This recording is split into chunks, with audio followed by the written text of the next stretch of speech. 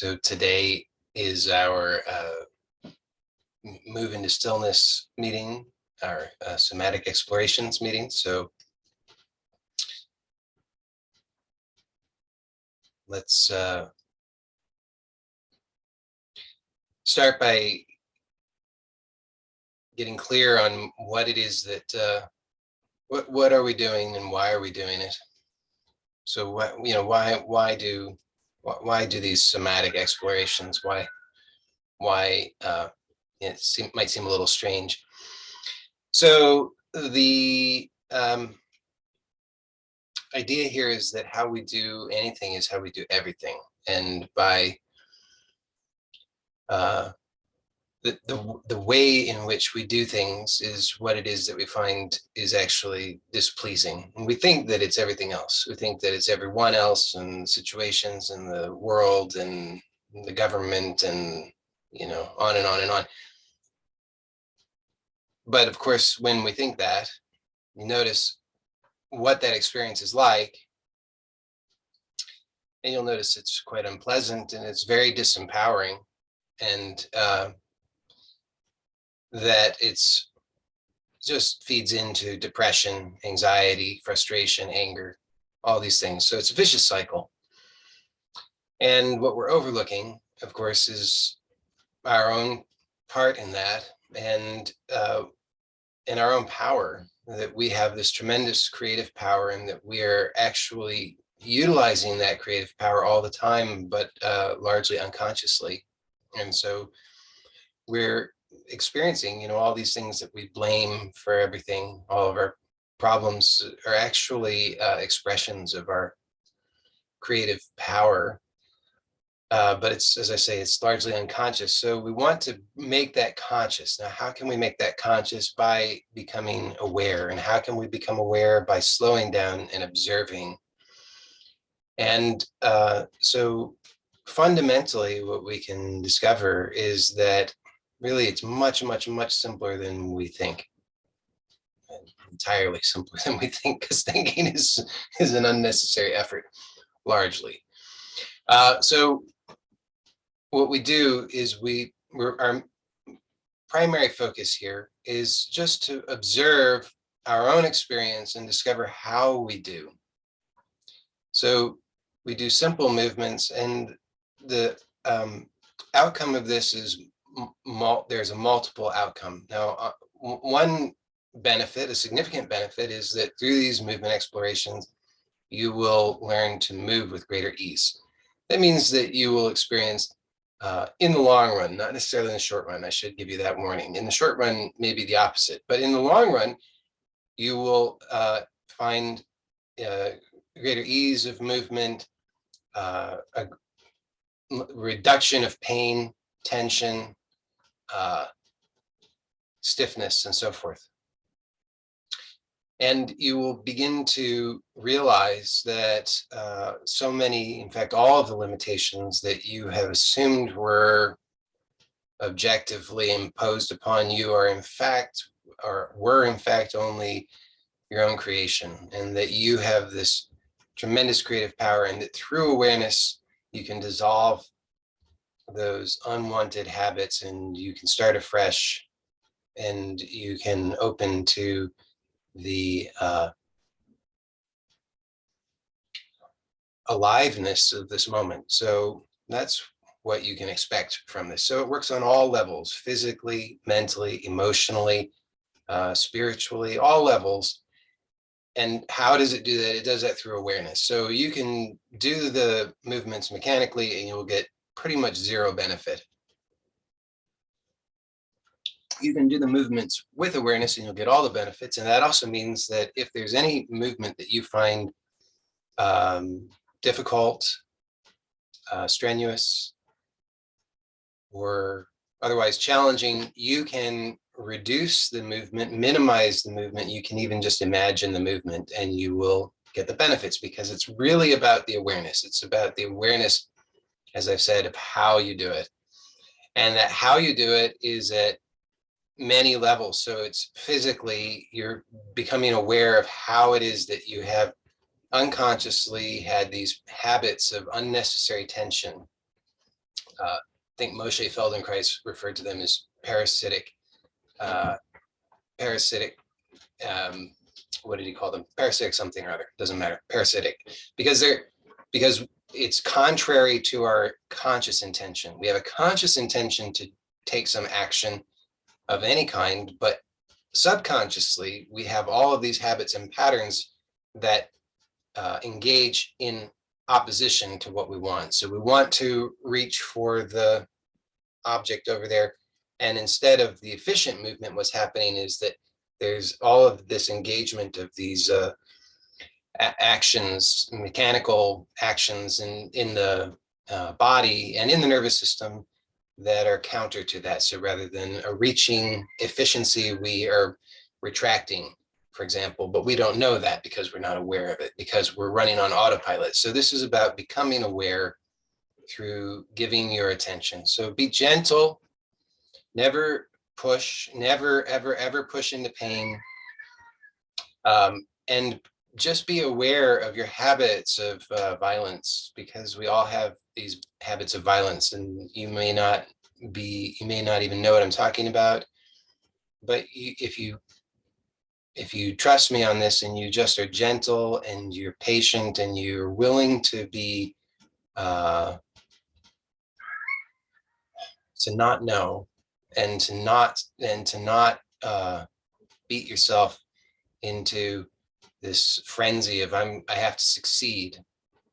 And if you stay with it, you will definitely see the habits of violence and how subtle they can be. So there you go. So today we're going to explore some very gentle extension and flexion of the head, neck, and torso. If you can do this seated upright, that would be very good. If you are unable to do it seated upright, then you can modify and do it from another position. Just be aware that other positions mean that you will be at a different orientation to gravity, and therefore there will be some differences, and some of the things that I described won't be precisely true for you if you're not sitting upright. But always you need to do it in a position that you're able to do it from. Okay, so that could be that you need to do it lying on your back. Maybe you need to be reclining.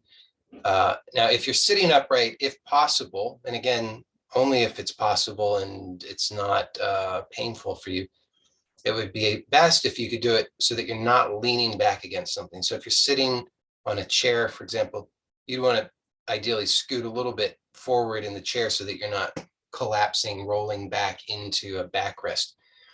If you're on a very soft, cushiony chair, then if possible, you want to switch out that for a firmer surface, like oftentimes a dining room chair will give you that flat, firm surface. And if this is just all sort of the ideal, you'd want to have your feet on the floor. So sometimes maybe if you're a little bit short or your tall is a little bit, your chair is a little bit tall, your feet might be dangling. So if possible, you want to have a chair where your feet can be on the floor, or you could just put some books under your feet so that your feet can have that connection with the floor and then ultimately to the earth. One more thing, and before we do the movement, is that here we're connecting, or we're surrendering into, chair or floor is fine, whatever you're comfortable with. That's the most important thing. So I don't know if it's obvious, but I'm sitting on the floor. That's just, I prefer sitting on the floor. Also, it's just the way I've got it set up in here. I don't even own a chair. I don't even own a chair. But so totally up to you, whatever you're comfortable with. And over time you can try it in different ways, and you see that every way is a little bit different. So if you're sitting on the floor, then you've got to deal with, okay, are your legs extended, or your leg, do you have You're folding your legs. If you're folding your legs, in what way are you doing that? There's always going to be, if you're seated cross-legged, there's always going to be some unevenness because, an asymmetry, because one leg has to be in front of the other. No matter which way you do it, you could have them, sort of standard cross-legged position. You could do sukhasana, siddhasana, padmasana, any kind of thing, and there's going to be an asymmetry there. So, just things to be aware of, but it doesn't really matter. The thing I wanted to say is that here we're surrendering into the intrinsic support that's built into the body. And this surrender helps us on many levels. So it's beginning to reduce the load in the nervous system. Most of that we're largely unaware of, but it's there nonetheless, this constant noise in the nervous system, because we're constantly straining against gravity rather than surrendering to this intrinsic support that we have. What is that intrinsic support? It's the bones, it's the skeletal structure of the body. And so metaphorically, or we could say analogously, we can recognize that this refusal or failure to surrender to the intrinsic support, and thereby all this strain and noise in the nervous system and in the musculature of trying to work against gravity without relying on this support that's there for us, is how it is that we, like I said, how we do anything is how we do everything. So this is how we approach our lives. You'll start to see these parallels. The way in which you hold your body is the way in which you experience your life, the way that you experience yourself in connection with the rest of life, with others, and with the world. And you'll see that as you learn to surrender to this intrinsic support structure that's inside the body, already available to you, that this starts to reduce the load in the nervous system. The nervous system starts to calm down, and you start to realize that in a parallel way, you can begin to also trust more in life, that all of these belief systems and these habits of struggle that are there, that we just believe that's how life is, that's the way that it is, it's how it has to be, there's no other way, those start to be illumined in a new way, and we start to see, I don't know that that's really true, and we start to realize we can also surrender to the innate support of life more broadly in all areas of our life. And that might seem like a stretch to begin, but I'm just letting you know that so that you can have that understanding as we move into it. Okay, so hopefully now you're in your starting posture, you're seated if you're seated, or you're lying down if you're lying down, or whatever it is you're doing. And we're going to start by just bringing our attention to the back of the head. So you can, if possible, if it's not strenuous, bring one hand to the back of the head and just feel around back there a little bit and just notice what you sense. If you're comfortable, you can bring both hands, and that will give you a little bit better sense of the symmetry or asymmetry of what you feel back there. So you just kind of feel around and notice, can you feel clearly what is the skull and what is the neck? Are you even familiar with what that structure is? Have you ever seen an image of a skeleton? You know that there's this skull, and then connected to the skull is this jawbone, right? The jawbone moves independent of the skull. And then the skull rests on top of these vertebrae, which we call the neck, which is just the uppermost part of the spine. So each of those vertebrae is on top of the one below it, all the way down to the pelvis.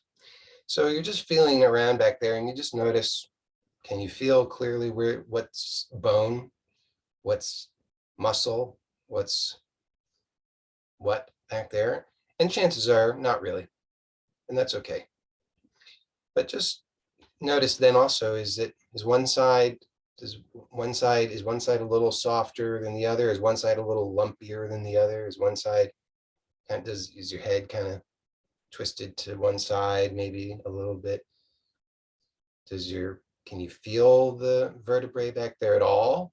And it's okay if you can't, but maybe just start to notice, can you feel any of them? And maybe as you go down, maybe you can start to feel some of them. Okay, and then just rest the hands. So you're just discovering about yourself how, you've got this head that you have perched atop your spine, and it's kind of way up there in space. It's heavy. So there's a lot of, if it's not balanced, if there's any imbalance, if there's any strain going on, if it's not just nicely balanced atop the spine, then there's this continuous ongoing strain, this noise, this unconscious effort. And if you feel whatever you feel, you just notice what it is that you feel. Do you feel happy, joyful, free, light, enthusiastic, optimistic? Or do you feel depressed, anxious, frustrated, weighed down, stressed? It could be a mixture of those things. And of course, it changes from time to time, but you just notice overall what's the kind of baseline. And then start to maybe ask yourself this question, if your head was just, imagine that your head was just balanced, if the skull was simply aligned over each of the vertebrae, and those vertebrae were aligned over one another, all the way down in alignment with gravity, and you could just relax the belly, relax the chest, relax the throat, relax the shoulders. Imagine how much better you might feel. So you can start to recognize that connection between the emotional or psychological state with the neuromuscular state. And you'll see there's actually a lot of parallel because they're very intimately connected. Okay, so now bring the hands or hand back to the back of the head again, if that's comfortable. If it's not comfortable, then don't. But if it's comfortable, do. And see that you can find a way to do it that's not overly strenuous, or ideally not strenuous at all on your shoulders. So if you can allow the arms, as you see my arms, the elbows are kind of coming together in front. If you can allow that, you'll find that takes a lot of the strain out of the shoulders. But you find what you're able to do. And be sure that you're able to breathe. If you're unable to breathe in a relaxed way, then it just means you're over stretching in a sense. You're going beyond your current capacity. So you just ease up, do less. If you need to, you can always just rest. It's better to rest with awareness and breathe than it is to just power through just because you think that would be better, because it wouldn't be better.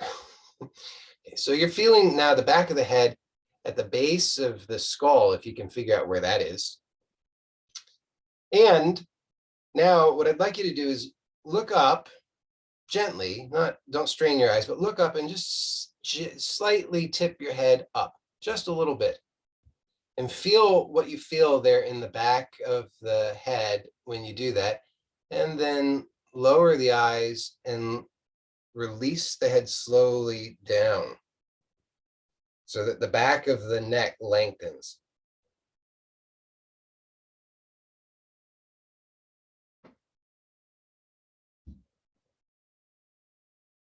Okay, now let's do that a few more times. So simple, we're just going to lift the eyes and then tip the head up a little bit, not a lot. This is not about throwing your head way back. It shouldn't, you're not hinging an enormous amount there. It's just a little bit. Feel what you're feeling there with your hands. You should notice there's an increase in tone. There's an increase in tension when you bring the head back or up a little bit like that. And then slowly lower the eyes and slowly lower the head. So we're releasing the head down so that the back of the neck lengthens, and feel what happens there at the back of the head as you let the head release. So you should feel that it lengthens and that it softens a little bit. The tension releases. Okay, and then release your hands and just notice if you have a tendency right away to lift the head again. So many of us are in the habit of holding a lot of tension right there in the back of the head because I'll turn to the side, you can see, we kind of tend to, most of us, because we're accustomed to leaning, rolling back, collapsing the chest, then what happens is in order to look forward, we have to put this tension to lift the head, because otherwise we would be looking at our belly button. So most of us are very accustomed to holding that tension in the back of the head. And so you may find that as soon as you bring the hands down, you may have a habit right away just to lift the head. But see if you can just let the head remain relaxed so that the back of the neck remains long. And let the eyes relax. Just give yourself a moment there. And just let yourself familiarize yourself with this experience. That might seem unusual, might provoke some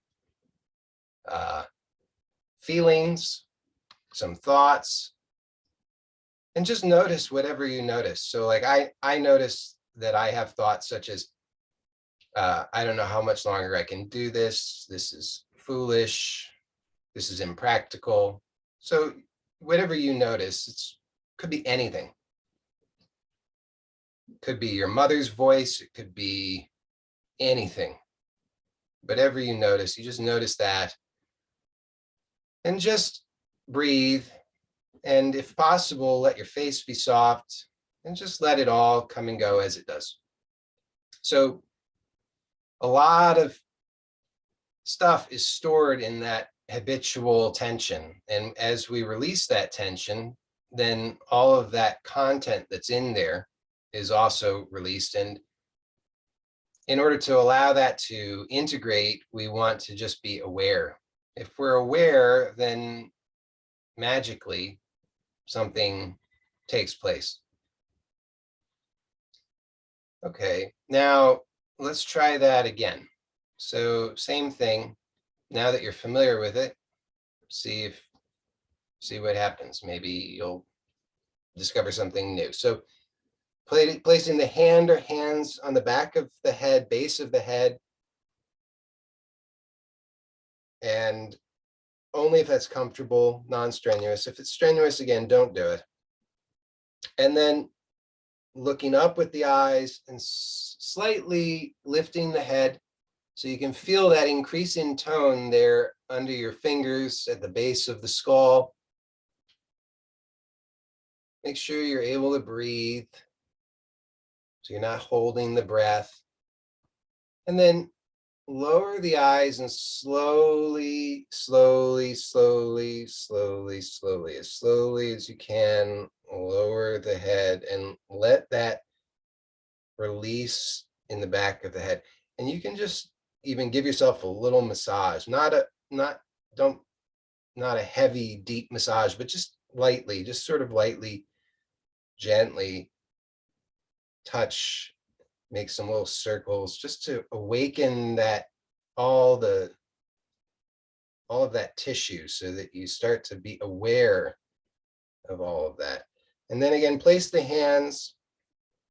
And one more time, we're going to look up with the eyes and then slightly lift the head and then lower the head slowly, slowly, slowly.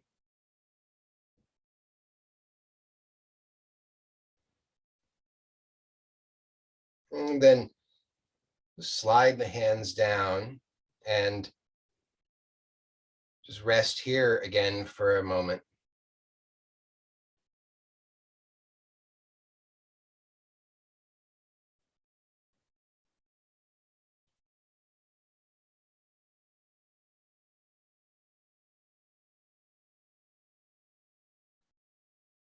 So notice how the habit of holding the head actually requires the whole body. So as you let this tension, habitual tension in the back of the neck at the base of the skull continue to release,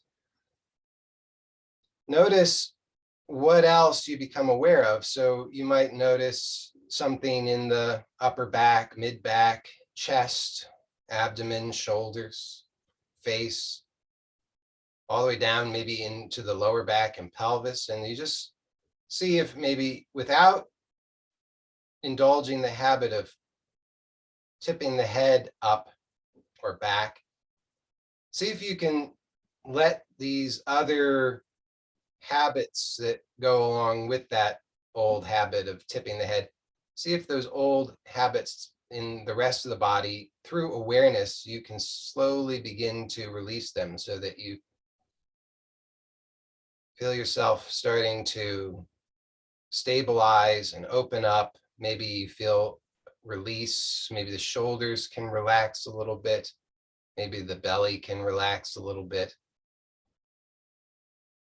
Maybe the chest can open up without you forcing it by trying to pull the shoulders back, but just gently through awareness, see what happens. Maybe you'll be surprised.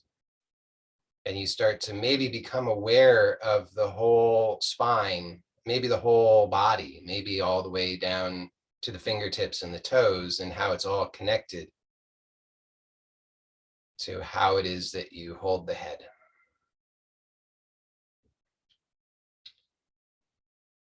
All right. So now we'll continue this exploration a little bit by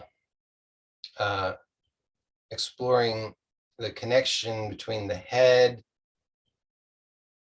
and the rest of the torso. We'll take one of your hands. It doesn't matter because we'll do both sides. So you choose one and place it on the forehead. So just, that's it. So you just place it on the forehead. I don't have much else to say about that. Now, if that's strenuous, then as always, you don't force yourself to do it. So you find a way to do it that's non-strenuous. And if you're not able to find a non-strenuous way to do it, then just don't. You can imagine it. But if you can place the hand on the forehead, then take a moment and just really come into this posture and see what you can release so that it's less strenuous. So let the elbow relax, let the shoulder relax, let the hand, let the fingers relax, and let the weight of that hand and arm be fully in contact with the forehead so that you can let the forehead also relax. Maybe the nose can relax. Maybe you can even let the scalp relax. We tend to hold a lot of tension in the scalp. And then what we're going to do, well, we'll rest, actually, is what we'll do. So we don't ever want to strain. So that was a lot, actually, just to do that. So we'll rest. And notice how just doing that with awareness starts to change something in you. It starts to awaken this awareness of these connections, and starts to awaken your awareness of this skeletal structure. And then we'll take that even further by introducing some movement. So when you're ready, let's again bring the same hand to the forehead and let everything be as relaxed as possible. And now what we're going to do is we're going to just imagine that your head is like a bowling ball, and you're going to just gently let the head come forward into the hand so that the hand is now taking up the slack. So let your head be just as relaxed and heavy as possible so that you imagine your hand is just slowly lowering this bowling ball only as far as is comfortable. So it doesn't need to be even as much as I've done. And then slowly press with your hand very gently. So don't resist it a great deal with your head. Instead, see how little resistance you can offer with the head and neck, and just gently press with the hand and press that head up until you can feel that it's kind of balanced. And then look up with your eyes and gently go a little bit up if that's comfortable, just a little bit. And not, you don't even have to go as far as I've gone. And then come back to neutral and then relax the hand.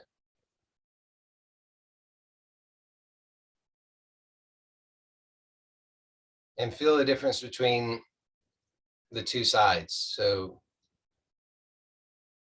there should be a difference.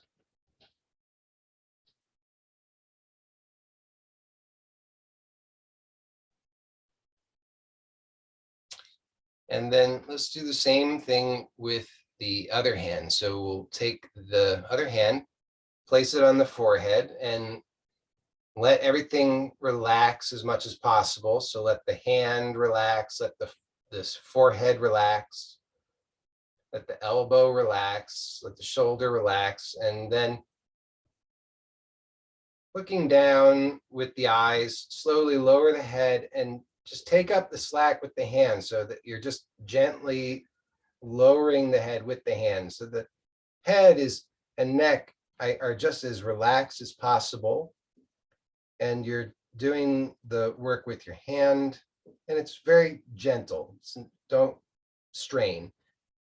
And then look up and gently press your head up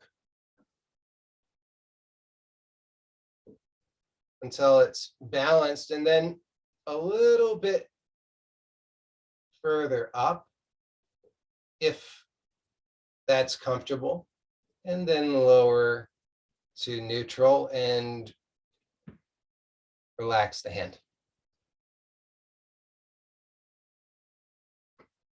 Remember that if you're unable to breathe, if you're holding your breath, then you've gone beyond your current capacities to do something consciously. So it's always better to ease up and do less if that's the case.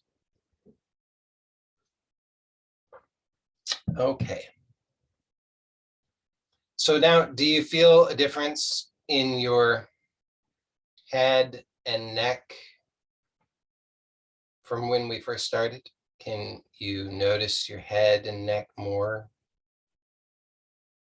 Are you more aware of this intrinsic support that you can start to find that balance a little bit rather than having to strain so much?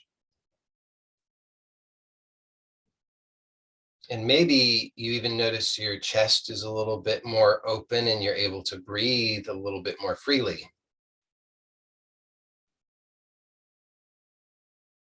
Or maybe you notice something else entirely, and whatever you notice, whether you consider it to be positive or negative, just the noticing of that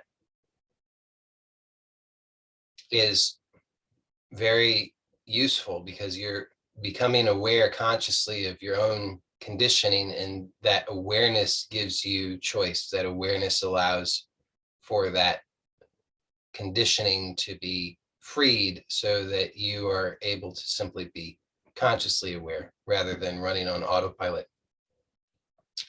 So let's do that same movement on both sides again. So we'll go back to the first side. And before you place the hand, I just want to point something out so that you can be aware of this as you do the movement. So I'd like you to be aware that there's a certain, this hand, you don't need to place the hand yet. I'm just placing it so I can talk about it and demonstrate it. This hand on the head fixes a relationship between the head and the shoulder. And what that means is that the movement has to come more from the spine. And so particularly you may notice as when in this portion where the head goes a little bit up, that in order to do that, you have to release the tension under the arm, let the chest soften and open so that the spine and ribs can do that movement rather than just doing it with the head as we're accustomed to. So that's something just to be aware of. Okay, so let's try that one more time if it's comfortable for you. If it's, again, if it's ever strenuous, painful, don't do it. Okay, so we'll start with the first side. Place the hand. Look down and let the head come forward and take up the slack with your hand. And then gently look up and press very gently with the hand so that the head comes neutral and balanced over the spine.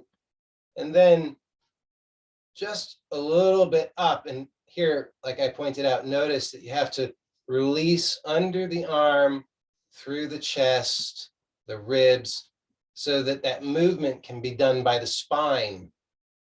And then come to neutral and release the hand and arm.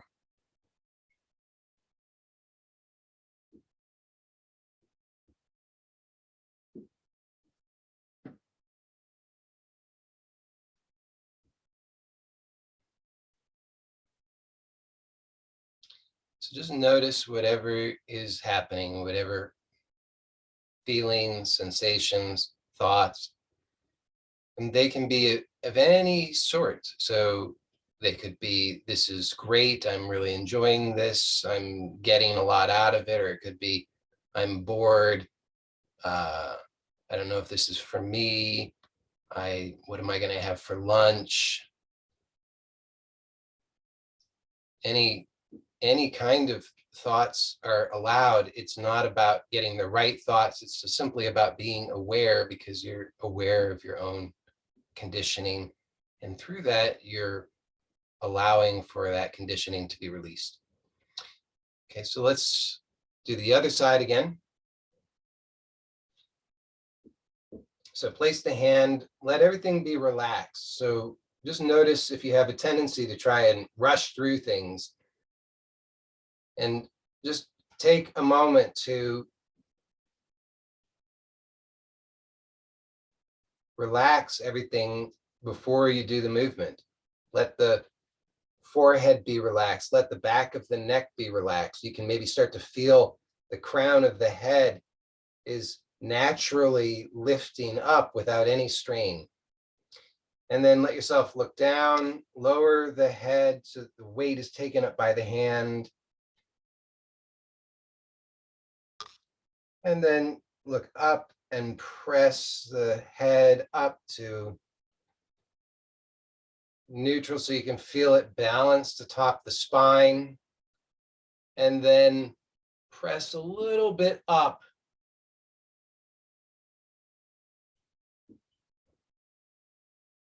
and come to neutral, and then release the hand.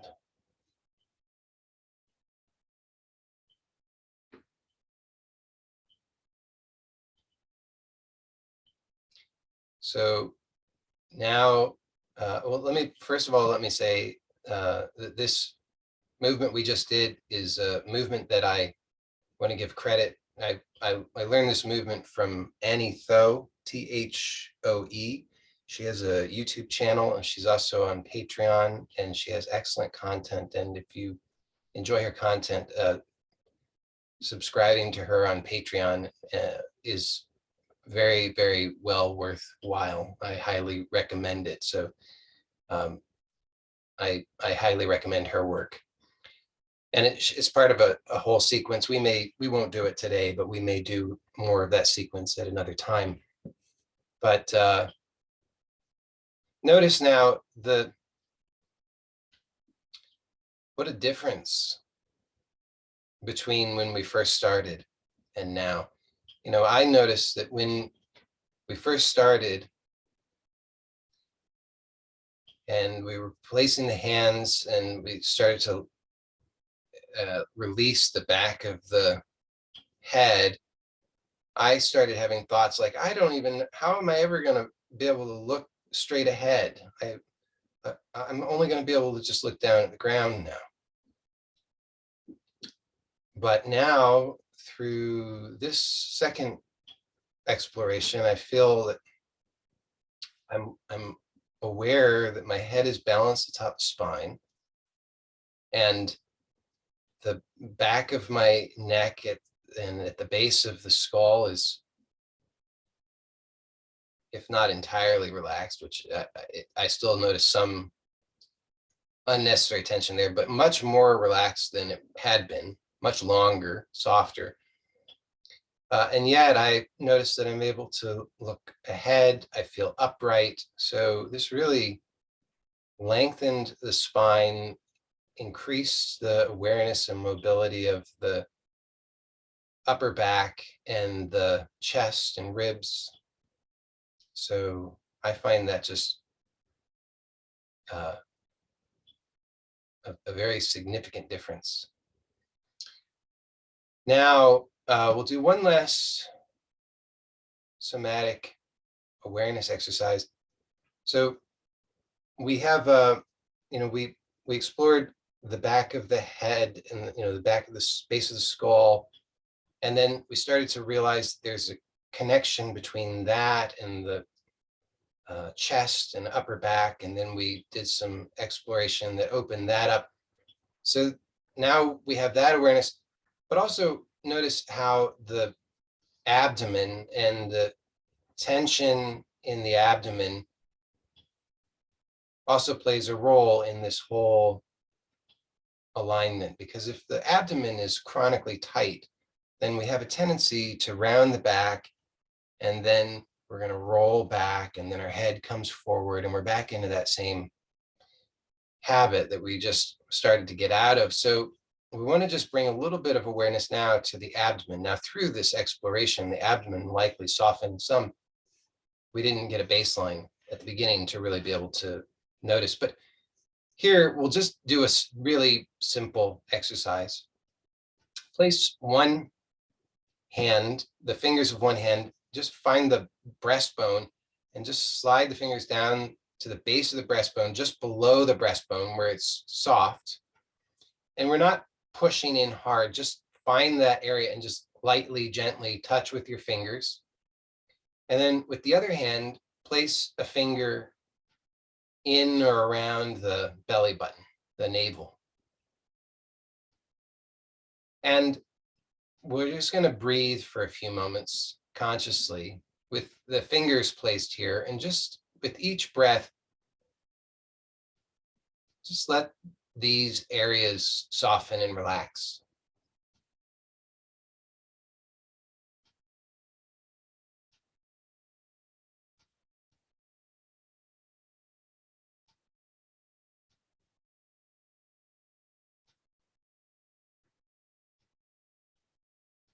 And you might be surprised, many people really hold a tremendous amount of tension sucking in the gut. So don't be afraid to let that go, to release that.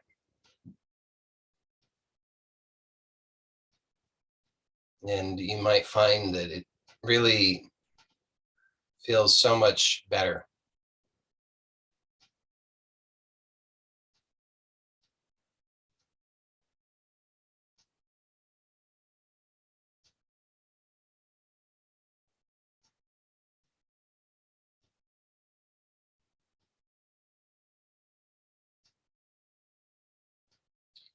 Okay, so now I'd like to take a few minutes at the end. For those who participated yesterday, you know that I started a new experiment, and I'd like to continue that today. And the experiment is that it's for us to take a moment to envision peace. So through these explorations today, we've started to discover in our direct experience this effortless peace, this inner peace, this peace that's here within, intrinsic to us, inside of us. It's already here. We can come to rest in that. So by releasing the tension, the strain, the armoring, the unnecessary effort, as we've done today, we come more in contact with that peace that's here, the baseline of peace. So hopefully you're more in contact with that, more aware of that consciously now than when we began. And now the exercise is to begin to envision that peace expressing in this world through us, as us, through our bodies, our minds, our intellects, our personalities, our families, our relationships, our businesses, our communities, our countries, and our world. So we can complete this loop where we have gone from this kind of gross level to a subtler level through these explorations today, and we've touched upon this inner peace, learned how to surrender more to this intrinsic support, and now we want to see, can we bring this full circle and trust in this so much that we can begin to use this as a platform for creative expression, to express that peace in this world. And so just begin to envision that possibility of peace. Peace that begins within, that's known here and now, always at the core of our being, but also begin to envision that peace expressing in this world, expressing through us, expressing through our bodies and minds and relationships. Now, what will happen is, if you're really sincere in this, is that you'll find that there's some objection. There's somewhere in this process, usually pretty early on, where you just have, there's a big no. It says, I don't know how to do that. I don't know how to envision peace because of this objection, because my neighbor is a jerk, because my in-laws are extremists, because politicians are all crooked, because big business doesn't care about anyone. Whatever it is, just see that wherever that objection arises, just stay with that and just notice the effort and the tension involved. So we've cultivated this somatic awareness today. Notice somatically, how do you feel when you want peace in your heart? You know this peace and you want to express this peace at all levels of your existence, and yet you come up against this objection. Notice how you feel. Notice how there's a tightness, a closing down, a tension, an effort, a strain, a resistance. And see that there's something voluntary about that. See that it, up until now, of course, it was unconscious, but now that you're conscious of it, notice that there's a choice. So you want peace, but you come up against this objection where there's this tension, this resistance. And through this cultivation of somatic awareness, perhaps you can notice, as I said, that there's something voluntary about that. So now ask yourself this question: do I want this resistance, this tension, this habit, or do I want the possibility of the fresh, alive expression of peace that's up until this point been unknown to me? But do I want to open to that, or do I want to hold on to this resistance? And of course, there's no right answer to that other than the truthful answer. So it may be that for you in this moment, you just say, no, I need to hold on to the resistance. And that might be legitimately appropriate. But if you realize that, no, you don't want to hold on to that resistance, then just make the choice to let it go and be open to this fresh possibility of the expression of peace in ways that you couldn't previously have imagined or envisioned because you believed this limitation. But now, as you choose to release that limitation at a somatic level, at a mental level, at an emotional level, because you realize you have that choice, because you realize that actually there is an intrinsic support here that is inside of you, that's in life, that you can trust in, that you can allow yourself to open to that new, fresh possibility and just see what that's like. So here too, like we did with the somatic explorations, we want to give a moment for that to integrate, because otherwise we'll fall back into the old pattern. So just allow that newness to integrate, to express through the various parts and aspects of yourself, so that everything can start to reconfigure itself around this new, fresh possibility of peace that was up to now unknown, but now it's a real possibility.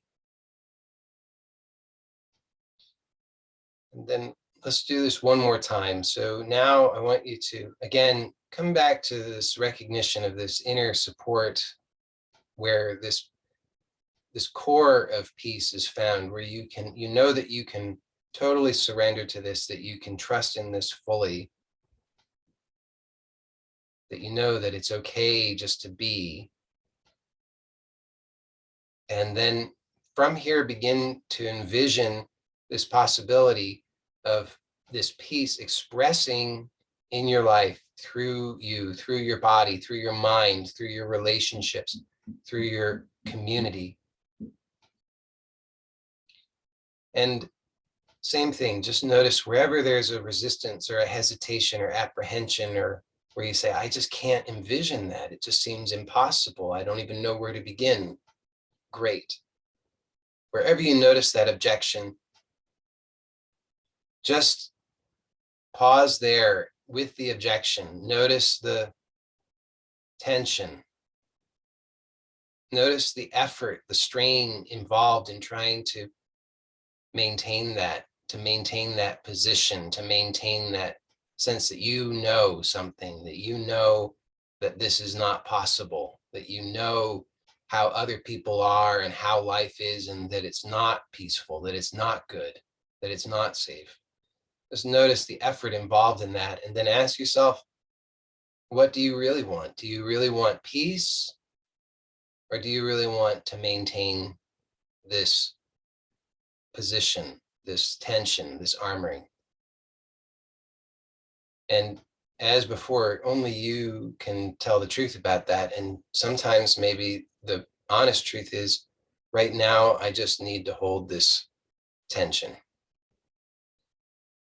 And that's okay. But if you notice that actually holding this tension and this effort and this resistance isn't worth it anymore, that it actually is more important to you to open to this new, fresh possibility of the expression of peace in this world, in your life, through you, in ways that were up to now unknown and even unthinkable to you, then choose just to soften and release and let go of that armoring and that old limitation and belief, and just open to this possibility of peace expressing, and begin to just allow for that new vision to come to you, this new vision to express through you of how that peace really could be expressed.